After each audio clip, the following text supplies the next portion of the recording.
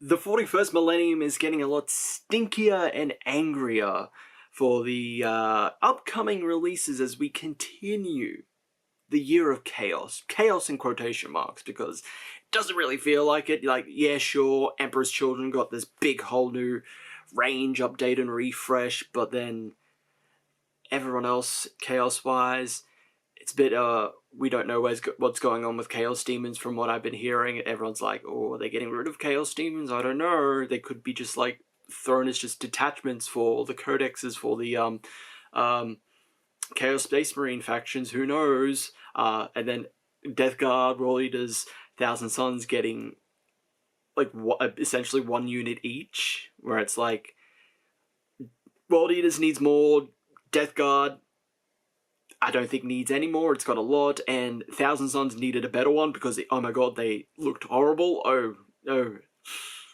Yikes.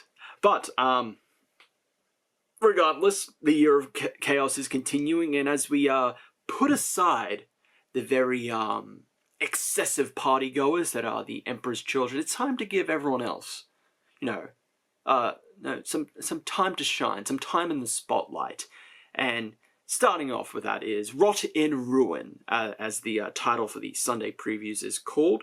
So on the 26th of April, when the rest of the Emperor's Children stuff is available for public purchase, the other two of the other Monogod Trader, Chaos Space Marine factions, or Trader Legion factions, they're starting to take charge. They're starting to continue this trend of the year of chaos, quotation marks.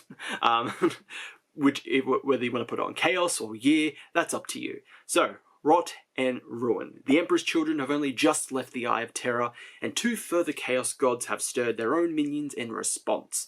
Second out of the gate are the bloated Goliaths of the Death Guard, eager to spread Grandfather's gifts far and wide.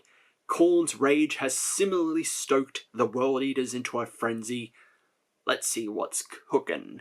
So, starting off with Death Guard, we have a look at the another look at the Codex, because they've revealed a lot of this stuff already at Adepticon. So our Codex Death Guard with Typhus on the cover, standing on top a corpse pile of, I believe it's looks like Ultramarine. So Ultramarine L, eat shit, blueberries. I really don't care about the whole Ultramarine hatred. But I'm a Blood Angels fan, so Ultramarines L, am I right? And also a look at the collector's edition of the Codex, which features the Lord of Poxes, which I do like. I actually do like that it's showing off the new unit on the collector's edition cover. I think it's a neat little addition. And then I'll look at the limited edition Codex that they're doing, which has the double-sided metal medallion that it has one for each of the four. You collect them all, and I don't know, you get granted one wish. It's like, oh, you collect all four of these, and might listen to what you want added as a mini, maybe. This is Games Workshop saying this, obviously.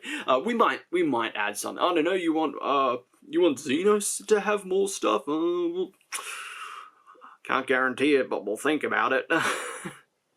Or you could say, oh, I would really like an update to the Catachans, and they're like, sorry, you want more Space Marine units? I can do that for you, little Timmy. But no, yeah, so these limited edition codexes have their own, like, special looking cover. So for this one, for Death Guard, is Mortarion. It looks great. Coming with all these prints, with the medallion, yada yada yada, all of this extra stuff, I am not buying it. Because going off from the Emperor's Children one, it's, in Australia, $420 for the limited edition codexes. Funny meme number aside, I'm not paying over 4 times the price for a codex. I already have problems with the codexes being almost $100 here, let alone this one being over 4 times the price. And also even the collector's edition being double the price, almost double the price of the standard one, which I'm like, yeah, there are reasons.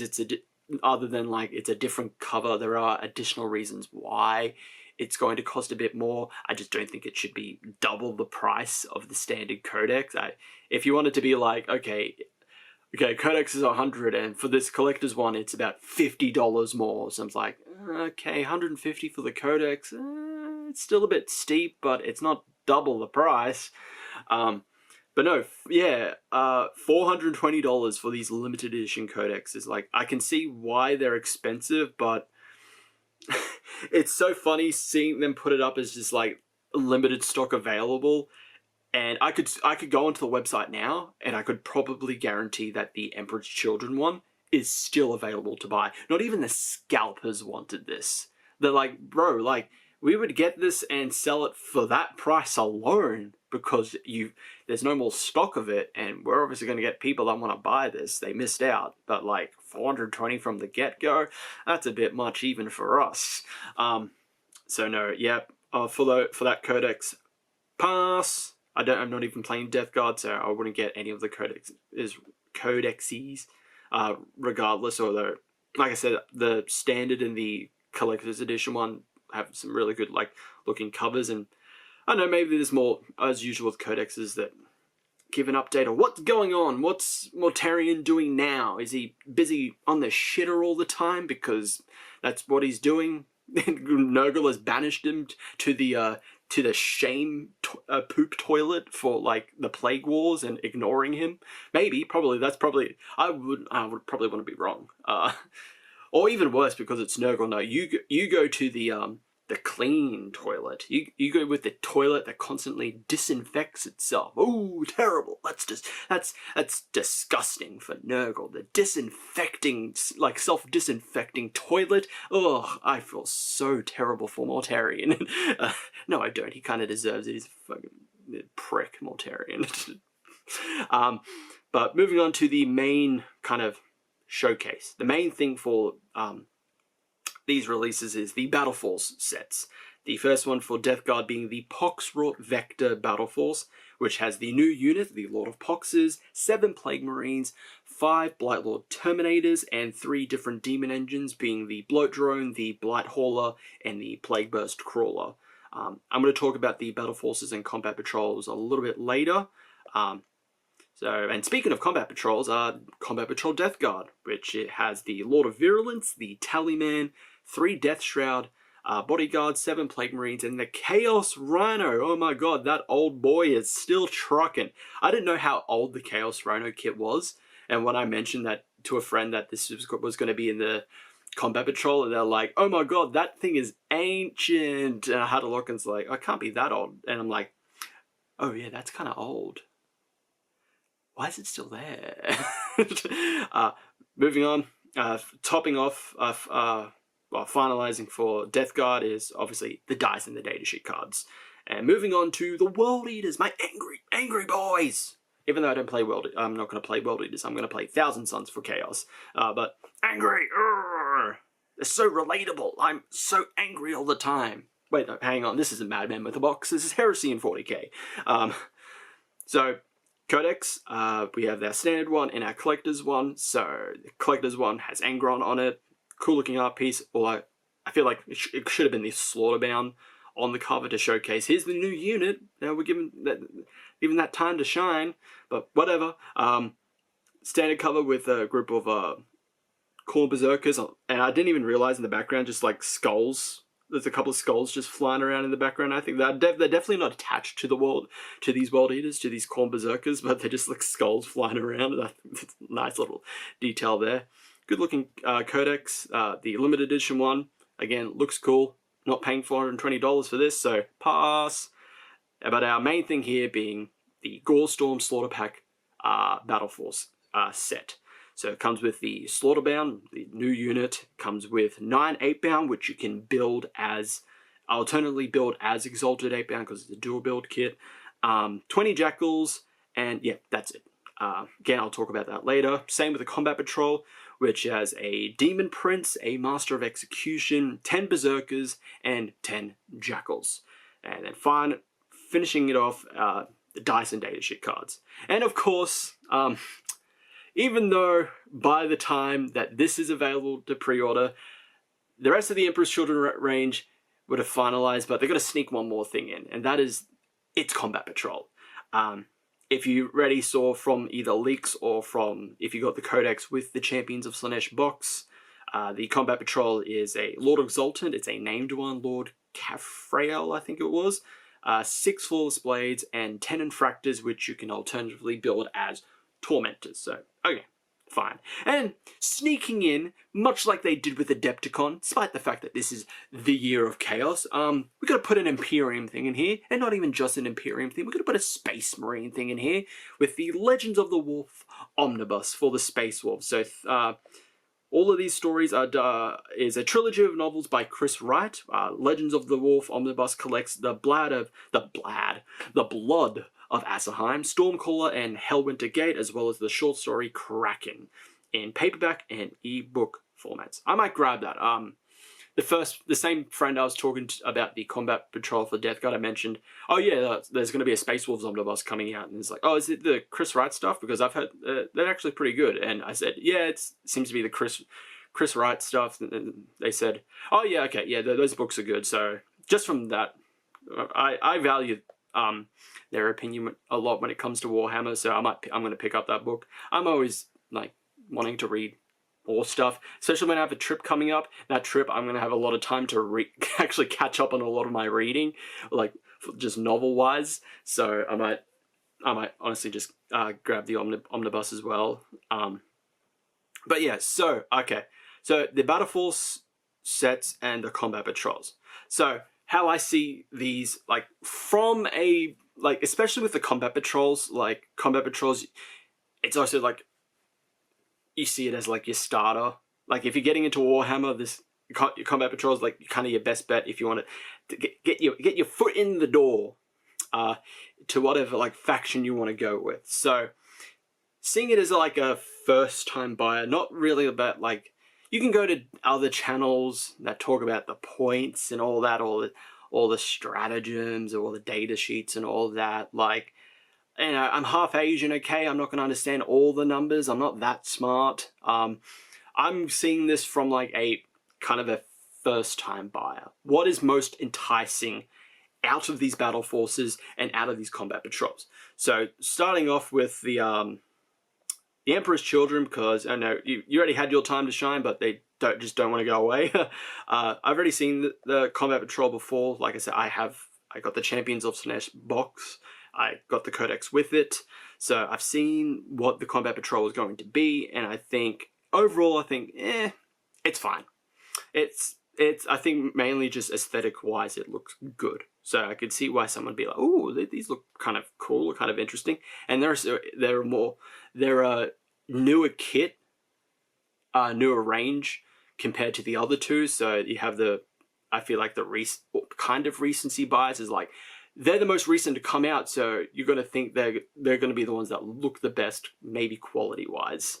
Although there are still, like, weirdly some old kits that still, like, kind of look better than some new ones that I've seen, just scrolling through what's available to buy on Warhammer. So Combat Patrol, Emperor's Children, I feel like it's there, it's okay, it's fine. The World Eaters one, it's a bit weird, because it's like, okay, the Demon Prince is definitely it's the centerpiece model. That'll be the big selling point, is like, you get the Demon Prince, and the Demon Prince kit looks cool. I'm wondering if it would be the entirety of the Demon Prince kit, because the Demon Prince kit can alternatively be built as the Demon Prince with wings, but also it's designed where you can build it as a demon for any Chaos faction. So you can there's a specific head model for a World Eaters a Khorne demon, a Nurgle demon, a Slaanesh demon, a Tzeentch demon, or just one for Chaos Undivided. So I'm wondering if those are still going to be in the kit. I'd have to check the sprues to see if, like, oh, could I just rip those sprues out and it'll be fine. It'll just, what you'll have remaining is one to build this World Eaters Demon Prince. Then you have the Master of Execution, where the helmet is obviously going to be from the Khorne Berserker kit because the Master of Execution is a CSM model, and I think it only has the one head option, which is like just a bald head option. So obviously, like the helmet is probably going to be from the Khorne Berserker kit that's in there. So, but overall, it's another fine looking one. It's just, but there's a lot of just troops. Like eight tenths of this box is just battle line. Then you have the two special characters. So I don't know. There's not much of a, for me, it doesn't seem like much of a variety. And this is coming from someone that really just does not like the Blood Angels Combat Patrol, which is just a whole bunch of battle line, and then you have 6 of the not so good looking sanguinary guard units. I don't know. I think the main thing here that is selling the World Eaters Combat Patrol is the Demon Prince. Like obviously, like someone might see that, whoa, that looks cool. I want that. Like really just for that. But then you have like the Khorne Berserkers look great. Jackals are fine. I'm not particularly a big fan on Jackals. And then the Master of Execution is like, oh, he looks pretty cool. I'd maybe like to have him. I think the one Combat Patrol wise that is winning is obviously going to be the Death Guard one. Is a lot of a variety there. Like, granted, I've seen some people say you have 2 special units in there, or you have 2 character units. You have the Lord of Virulence and you have the Tallyman there. It seems like a bit much to have both of them there.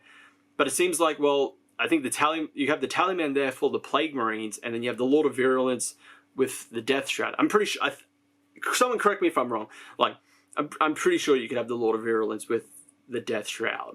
Maybe, I don't know. If that's not the case, then that's weird, but it has happened before. I remember people talking about the Dark Angels Combat Patrol, and there's a Gravis captain in there that can't really lead anything in that Combat Patrol. He's just kind of there because everyone else is technically Tacticus, while the captain is Gravis, so you can't...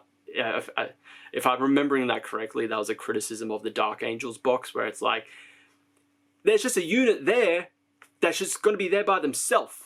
They can't, and it's a captain, and the captain can't lead anything.